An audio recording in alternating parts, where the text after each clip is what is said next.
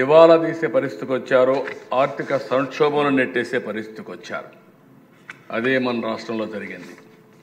ఢిల్లీలో ఆ రోజు నేను చెప్పాను, పొలిటికల్ ఏదైతే ఉందో వాతావరణ కాలుష్యం, రాజకీయ కాలుష్యం పెద్ద సమస్యలని. ఏంటి అధ్యక్ష, ఢిల్లీలో అట్ వన్ స్టేజ్ మీరు చూస్తే ప్రతి ఒక్కరు చర్చ, ఢిల్లీలో ఎవరు ఉండలేం కాబట్టి రాజధాని మార్చాలని. యమునా నది ప్రతి సంవత్సరం మాట్లాడేవాళ్ళు, మాటలకు చేష్టలకు పొంతనుండేది కాదు. 10 సంవత్సరాల తర్వాత ఢిల్లీలో ఆ గవర్నమెంట్ వదిలించుకున్నారు. ఇప్పుడు నాకు 100% అధ్యక్ష, బీజేపీ ఆధ్వర్యంలో ఎన్డీఏ గవర్నమెంట్ ఢిల్లీలో మనమందరం గర్వపడే రాజధానిని తయారు చేస్తారనే దాంట్లో ఏమాత్రం అనుమానం లేదని చెప్పి కూడా నేను మీకు తెలియజేస్తున్నాను.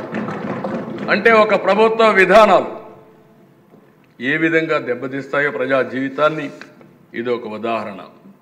ఈరోజు ప్రధానమంత్రి గారు ఉన్నారు, 11 సంవత్సరాలు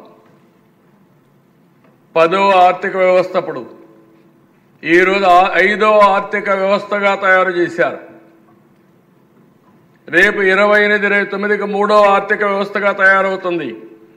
వికసిత్ భారత్ ద్వారా 2047కి భారతదేశం 1 కానీ 2వ స్థానంలో ఉంటుంది. అది సాధించి తీరతారని చెప్పి కూడా నేను మీకు తెలియజేస్తున్నాను. ఆటోమేటిక్గా 3కి వస్తాం, కానీ 2 కానీ 1 కానీ ఉండే అవకాశం ఉంది. అది వచ్చినప్పుడు అధ్యక్ష, మన ఆలోచన ఒకటే, తెలుగువారు ప్రపంచంలో ఎక్కడున్నా నెంబర్ 1 కమ్యూనిటీగా ఉండాలనేది ఈ ప్రభుత్వం యొక్క సంకల్పం, ఎన్డీఏ సంకల్పం. అందుకే అధ్యక్ష, పర్ క్యాపిటల్ ఇన్కమ్ కూడా మీరు చూస్తే ఆ రోజుటికి $42,000 పెట్టుకున్నాం. దగ్గర 2.3 ట్రిలియన్ పెట్టుకున్నాం. 2.3 to 4 అని 15% పెట్టుకున్నాం. దీనివల్ల 53,34,000 రూపాయలు తలసరి ఆదాయం పెట్టుకొని మనం ముందుకు పోతున్నాం. ఇది సాధ్యం. అయితే ఇవన్నీ చేసే మునుపు నేను ఒకటి చెప్తున్నా, మనమంతా కూడా దూరదృష్టితో 2047కి ఏం చేస్తామో చెప్తూ ఇప్పుడు ఎక్కడా ఇగ్నోర్ చేయడానికి వీల్లేదు.